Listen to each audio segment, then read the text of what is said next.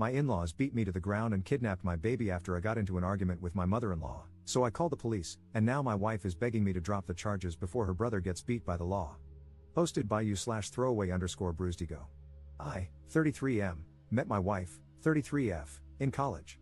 It was a long-term physical relationship that turned serious at the end of our senior year. After graduation, I didn't have any plans, so I decided to move to her hometown, a major southern city. I didn't know anybody, so we were together 24/7 and moved in together within a year. During this time, I met her family a few times. She had a huge extended family where her mom, Sharon, was the matriarch. Her dad died in a workplace accident, and her mom received a lot of money. She was smart, invested it well, and is doing fine financially. All of Sharon's siblings and nieces/nephews look to her for advice on all major life decisions. She's paid for school, weddings, and helped start businesses. My wife has 2 brothers, whom I always got along with. We would hang out independently of my wife a few times a year. We got married after 3 years, and when my son was born, Sharon bought us a house 3 blocks from hers. We had been living in a downtown loft-style apartment, and honestly, this was a relief. But with the house came Sharon constantly being in my life, coming into the house unannounced, giving unsolicited advice, and making snide remarks at my expense. Eventually, 18 months later, we had a blowout fight, and I moved my family across town to an apartment. My wife was pissed, and our relationship deteriorated. Sharon hates me and has turned most of their family against me. I didn't attend any of her family events for over a year. My wife still saw her family, but because I wasn't invited and they were over 30 minutes away, it was much less frequent. Sharon went from seeing her grandson almost every day to once a month, which made her hate for me go through the roof. The incident. My wife had to work, and I was asked to take my son to his cousin's birthday party. The party was at Sharon's house, and if it hadn't been for my son's first cousin, who is only 6 months apart in age, I would have said no. It was tense the moment I walked in. The father of the birthday boy, my brother-in-law, greeted me, but no one else spoke to me. I didn't mind and sat in the corner on my phone. This apparently pissed off Sharon because she thought I was being rude. An argument ensued, and I announced that I was leaving with my son. Sharon said, "You can go, but my grandbaby is staying." At this point, I lost my cool and started cursing her out. I woke up on the front lawn. Apparently, my 2 brothers-in-law beat the hell out of me in front of my kid. 2 of her cousins were helping me up and told me just to leave. I immediately called the police and reported that I was assaulted and that my child was kidnapped. The police arrived, and both brothers were arrested. Sharon lost her crap on the police, and my wife arrived as her mother was being arrested for refusing to release my son. Her mom was eventually released, but her brothers were arraigned on assault charges. The father of the birthday boy had a prior assault charge from college, so he is facing serious consequences. My wife is mad at everyone but asked me to drop the charges. I not only refused but also got restraining orders against all 3 of them. Her mother is no longer allowed to be near our child, and her brothers have court dates early next year. Last month, my wife moved out of the house, and we are now headed for divorce. Yesterday, she came to me with one last offer, for us to move to another city and start over, but only if I drop the charges against her brothers and remove the restraining order on her mom. I told her I would think about it, but I believe I'd rather get divorced. I honestly want to keep my family, but I don't believe she'll ever abandon her family for me. If I drop the charges now, I doubt I could bring them back later. Am I wrong for not trying to save my family? Edit. This blew up overnight. My wife's cousin DM'd me because she found it. She was there that day and told me to add some more context because her family is getting railed in the comments. She's right, so here are a few more things. I don't think anyone is evil in this situation. Everyone loves Sharon and her advice except me. She's not a mean person, but we are polar opposites in many ways. My wife is the baby and only girl, so I'm sure that has a lot to do with our conflict. Sharon losing her crap on the police was uncharacteristic, and even I was surprised. My wife is a great mom and partner, but her inability to be independent of her mom's influence is our issue. She is mad at her brothers and isn't talking to either of them. She's also mad at her mom for starting the argument and refusing to release our son. She's just trying to find a middle ground. I genuinely think she hopes a fresh start can save our marriage. Until we moved into that house, I would say our relationship was good. As far as her brothers and the assault, I remember the first hit, but I was dazed immediately. The last thing I remember was flailing like a child while getting hit a few more times. What I don't remember is my kid screaming to stop hitting my daddy and then picking me up and dropping me on the lawn like trash. I have to acknowledge that my pride hurt more than my bruises. I genuinely liked both her brothers, and to be fair, F you and Beach came out of my mouth when I cursed out Sharon. I'm not 100% innocent. This is the South, so the police even said, "What did you expect to happen?" I don't know if stopping pursuing this would prevent it from happening again or not. Relevant comments. Commenter. Pressing charges isn't a thing, the state decides. Ops response. I just want to comment on this because it keeps coming up, you are 100% right. In the initial confrontation, the cops asked if I wanted them arrested, and I said yes. I was more bruised than bloody, and they were willing to let it go as a family dispute. That's where the "what did you expect to happen" conversation came from. I'm not pressing charges per se, but I'm not letting it go. I've done 2 interviews with the police and have been fully cooperating. If I stopped, they might drop the charges because they seemed more annoyed than helpful. I doubt the younger brother will get more than a slap on the wrist. My wife's oldest brother, who has a prior, is in a lot more trouble. He's the one everyone is worried about. Also, Sharon never went to jail. When my wife arrived, Sharon was being escorted to a car. My wife and her 2 uncles got Sharon to calm down, and they let her go. She wasn't being violent but was cursing and blocking them from entering the house. The only positive thing about the arrest, and Sharon's almost arrest, was that it made getting a restraining order way easier. But even that took a month. Also, I had never talked to a lawyer, for any reason, or had any trouble with the police. I honestly don't know how any of this works. I just found out the difference between parole and probation a few weeks ago. Commenter 2. Sharon is not a good mother. Her habit of buying everything for everyone is robbing her grown children of their own achievements, which build character, mental toughness, maturity, and pride in themselves. A better parent would have matched their savings for down payments. Obviously, there was a price to be paid for her investments in their lives. She is able to make major decisions for them. She can walk right in like she owns the place, because she does. It sounds like she is an overbearing, iron-fisted, suffocating presence in their lives. Ops response. I keep feeling like I'm defending this woman, and trust me, I'm not. But she started flipping houses in the 90s before it was a thing. She always kept her job as a nurse while investing in new properties. She helped both of her brothers start their own construction businesses, and 5 of her nieces and nephews now work in real estate. Her 2 smartest moves were: 1, she was an early iPod user from her time as a nurse and invested heavily in Apple stock in 2002, and 2, she pulled out of big real estate investments in 2006, a little early, and sat on her money until 2010. Then she bought up a ton of property. The woman is smart and accomplished, so everyone sees her as this messiah of wisdom. When she deemed me a jerk for not wanting her in my house constantly, and then an even bigger jerk for moving my family across town, everyone fell in line. If Sharon thinks he's bad, he must be bad. Update 4 months later. I've been wanting to write an update and answer questions for a while, but after my original post, many Reddit lawyers reached out and told me to stop talking immediately. Since things were very uncertain and my divorce wasn't settled, I decided not to respond or update anything until things calmed down. A lot has happened to so many people involved, so I think I'm just going to break it down by person. Me. I moved back to the West Coast, where I am originally from. I decided to move forward with the divorce, so I moved home. Furthermore, I had nothing left for me in that city, as I only had a few friends, my son, and a lot of bad memories. My ex and son cried a lot the day I left, and that hurt my soul, but it was best for all parties involved. So, I moved back home to be around my family and my support system. I got a good paying job, and I'll be subletting a 2-bedroom apartment starting next month. My son spent the holidays with me, staying with my parents, and I plan to see him on Easter. Going forward, as laid out in our custody agreement, my son will stay with his mother until he is 12.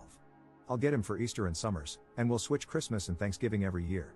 When he's 12 and needs a father figure, he'll come live with me until he is 18. I talk to my son every day on the phone for at least an hour, and I'll try to fly out there a few times a year. I can't shake the feeling that a piece of me is missing, and I wish it was just my son, but I miss my wife too. My ex-wife. So, the divorce is basically settled, and I obviously didn't move away with her. In the end, she saw my post and the comments and realized that she shouldn't have asked me to stop pursuing the case. She asked again, saying we could move and just get away from her family. Too much had happened, and our relationship was a shell of what it once was. We both said and did things we forgave but can't forget. I wish this were a movie and I could just say, love conquers all, or screw her, she is evil, but that isn't real life. I'm torn between both loving this person and knowing we aren't right for each other. While she didn't want to move forward with the divorce, she didn't fight me on it either. We were able to settle everything without lawyers and only use them for paperwork and fine details. We talk daily because of our son, and she says she is doing well, but the last time I FaceTimed her, I could tell she isn't eating. My sister said it's post-breakup hotness, whatever that means, but she looks more sick than hot. She hasn't spoken to her brothers since that day and blames them for a lot of what happened. Her relationship with Sharon is also very strained, and they barely talk as well. Ironically, she is hardly speaking to the family she was so desperately trying to keep together. I honestly wish she would talk to her family again because I worry about her a lot. People were very mean to my ex-wife, saying she was a terrible mother and wife. I think she lives for and would die for her family, and all her actions were to keep us together. She told me her 2 biggest regrets were moving into Sharon's house and moving out of our apartment. Those 2 actions caused most of our problems. She is a great mother to my child, and I will always have her back. The brothers. I didn't expect much in terms of punishment in this case. They both pleaded guilty to simple assault, which only carried minimal consequences. Both brothers spent a night in jail, received fines, and were ordered to attend anger management. The older brother had a prior incident that I mentioned in an earlier post. It was a bar fight in his early 20s, where he hit a guy with a bottle and was charged with assault. Since that case was over 15 years ago, and he's now married, a pillar of the community, etc., he was given probation for a year, and that was the end of it. Both brothers have partners in life, and the older one is married. I've known his wife for many years, and we've always been friendly. Because of the restraining order, both spouses reached out on behalf of the brothers to speak to me. I barely knew the younger brother's girlfriend, but since I knew the wife, I spoke to her. She said both brothers regretted their actions and asked me to lift the restraining order and not pursue charges. We had a brief conversation, but I simply told her that I don't forgive her husband and brother-in-law, and I'm moving forward with both. As we ended the conversation, I told her not to call me again, and I haven't heard from either brother since. I don't know anything beyond what my ex tells me, and she isn't speaking to them. Sharon. So, I did have it out with Sharon, and it went about as well as you can imagine.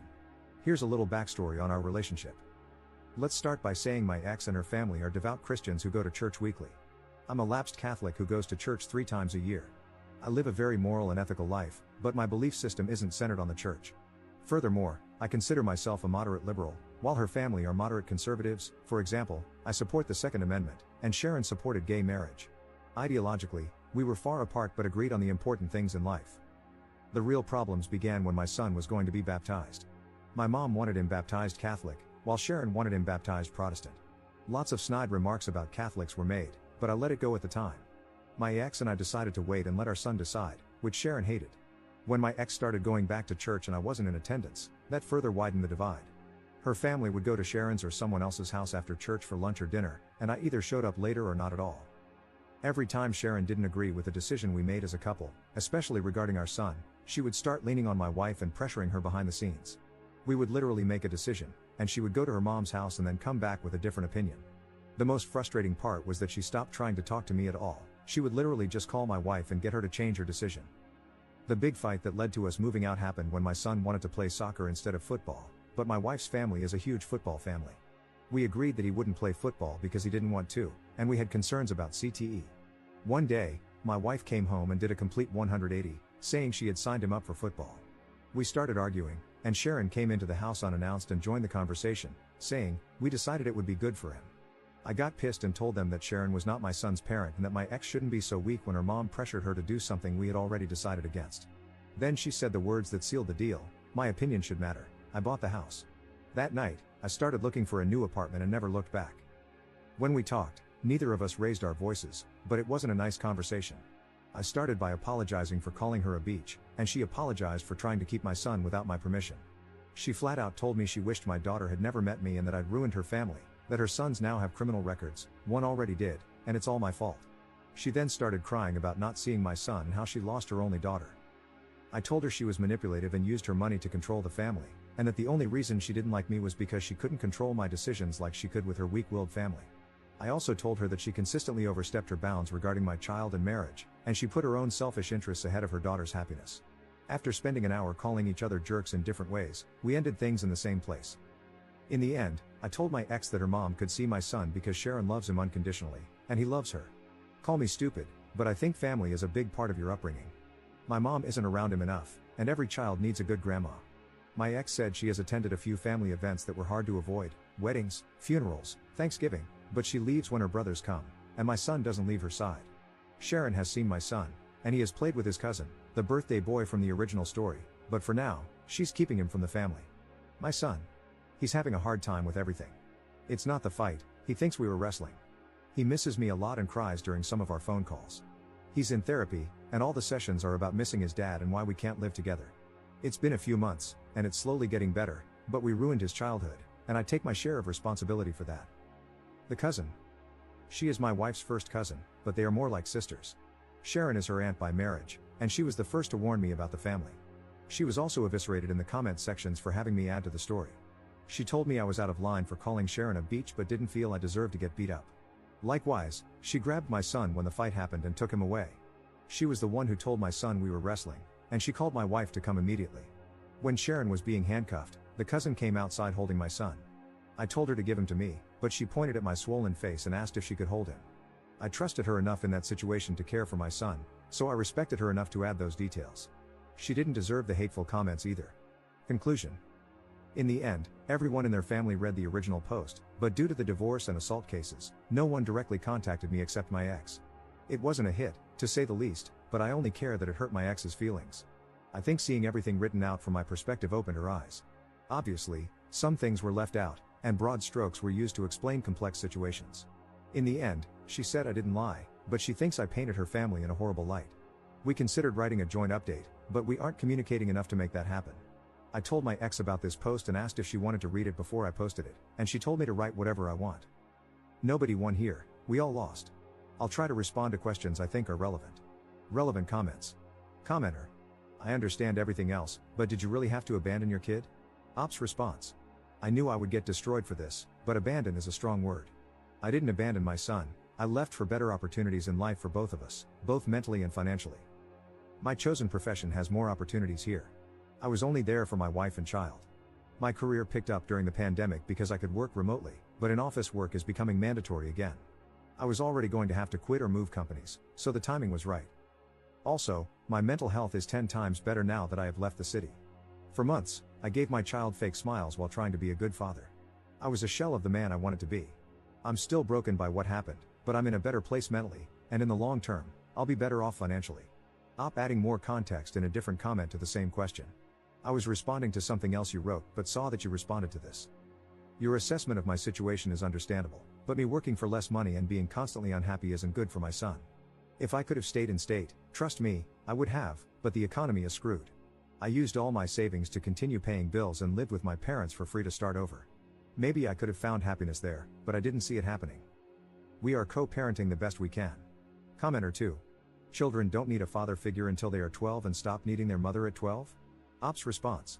Of course, a child is always better off in a two-parent household. We are now on opposite sides of the country, and as parents, we decided that having him split his year wasn't a good idea. Her brothers and I both started being rebellious at 12, so we decided that he needed to live with me full-time at that age. Commenter 3.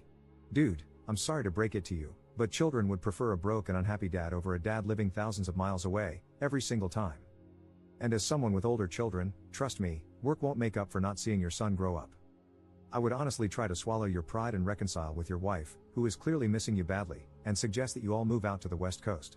You will have plenty of opportunities to do so when you fly back, and this doesn't need to happen immediately. Ops response. Reconciliation isn't in the cards. Sharon was the root of many problems, but not the only one. Broad strokes over complicated issues. I wasn't broke, I was broken.